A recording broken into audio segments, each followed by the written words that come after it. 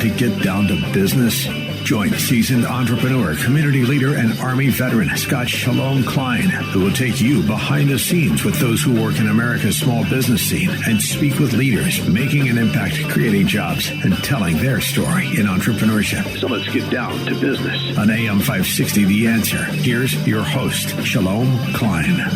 And we're all about small business, jobs, and entrepreneurship and business. We talk all about small business here, and I'm absolutely thrilled to kick off today's program with an executive advisor, board member, and reconstructionist who has guided global innovators, mission-driven organizations, and high-growth ventures through pivotal transformations for over 25 years. Marc Kirshbaum holds a JD from the University of Chicago Law School and has led companies through every stage of turnaround, scaling, and capital acquisition. He's the author of the powerful new book, The 11 Primal Spaces, Awakening Next-Level Leadership by Reconnecting to What Makes Us Human. Marc, welcome to Get Down to Business. Thank you so much for having me. Looking forward to the conversation. Absolutely. You argue that navigating modern disruption isn't about learning a brand new technical skill, but rather reconnecting with the primal human spaces that shaped our evolution in the first place. So why is looking back at our evolutionary and human foundations the real key to solving our modern leadership friction? Yeah, I love the quote from Winston Churchill that says basically, the farther you look back into history, the farther forward you can see into the future. And I believe that's absolutely true. We live in a time of constant disruption, constant change. And so we're always looking for the next thing. But the reality is what we're losing is that human connection. So I took the time to go back and study history, to look at the anthropology, to look at the physical evolution of humans, to understand what I felt were these key elements that make us uniquely human. And I then saw the connection between that and what we were actually losing in our businesses and our communities. And that's when I realized that what needed to happen is to awaken and reconnect to those things that actually make us human.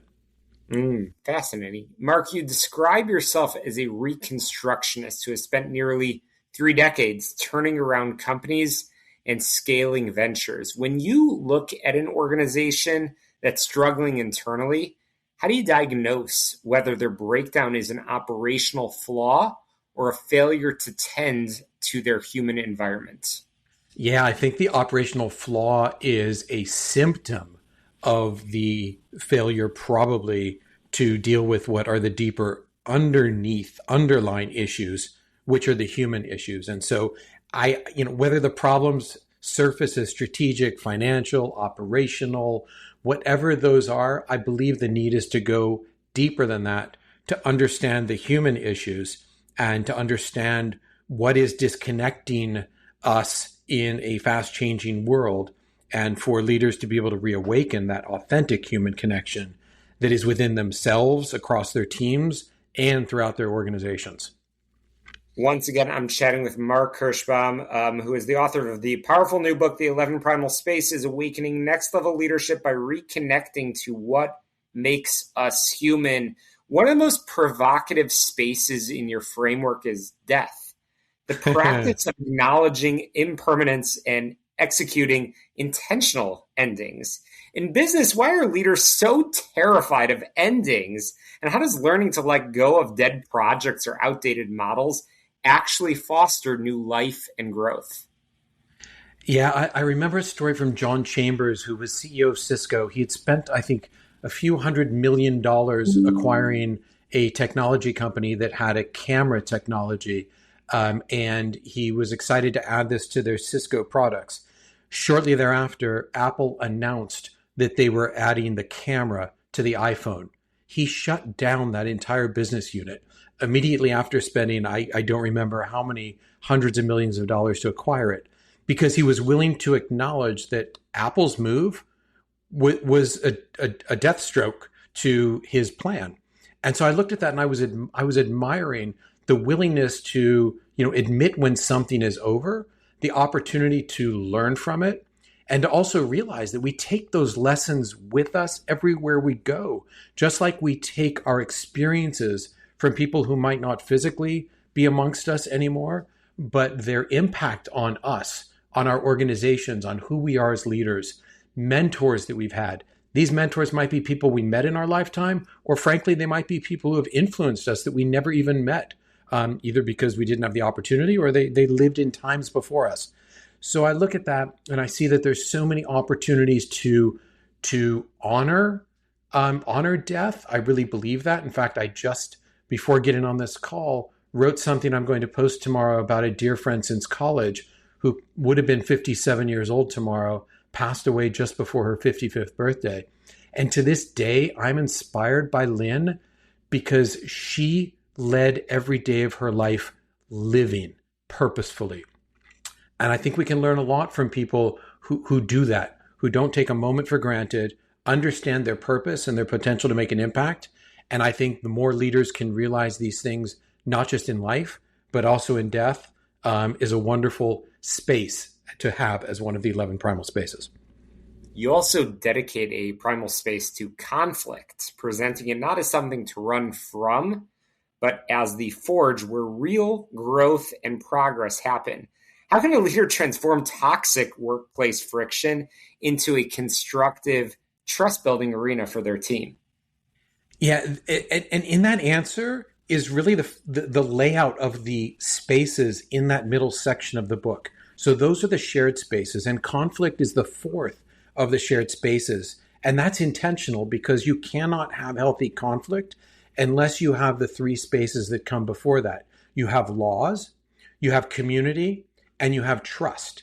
So the only way, in my view, to have healthy conflict is to have it based in trust, to have a strong community, and to know what that community stands for. And those are what I call the laws in a business or an organization.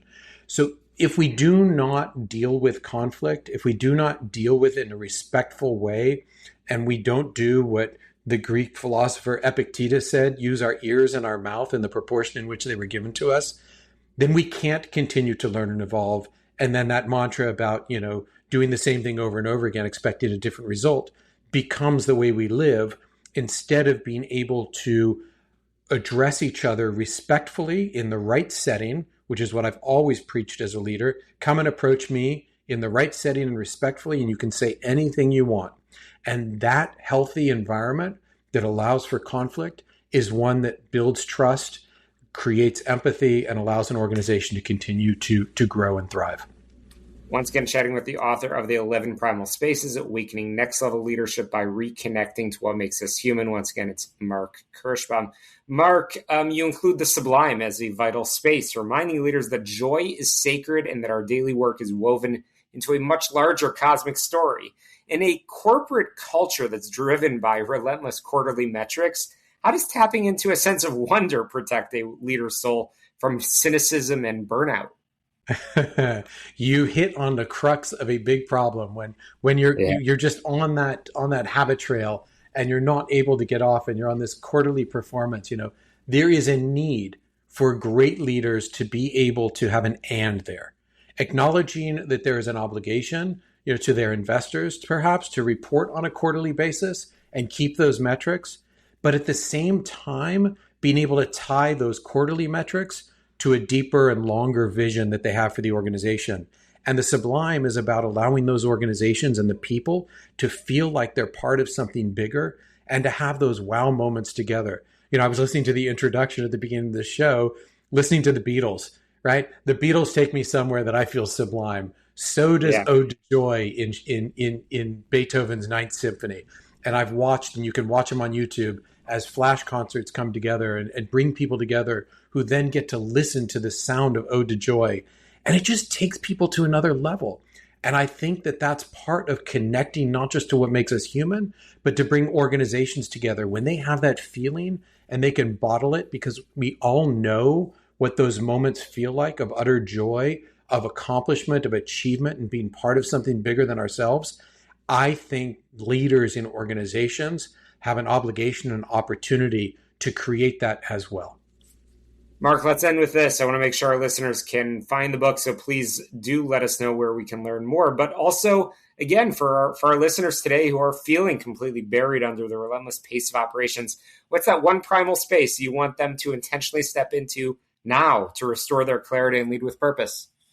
Start with the first space, the space for awareness, because this is where leadership all begins. It's the first primal space and the starting space where you pause, notice, and take the time to honor who you are. Because if you don't do that, then you can't lead with real clarity or intention, and you can't show up as the true and whole self that you are. So start with awareness, know who you are, and show up as the best individual self that you were meant to be.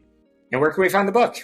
You got it. You can find the book wherever books are sold, including on Amazon and bn.com. And you can find out more at my website, markkirshbaum.com, or it'll take you to the same place if you go to primalspaces.com. Thank you for this opportunity. Of course, thank you. We're going to squeeze in a quick break. We'll be right back. Don't touch that dial.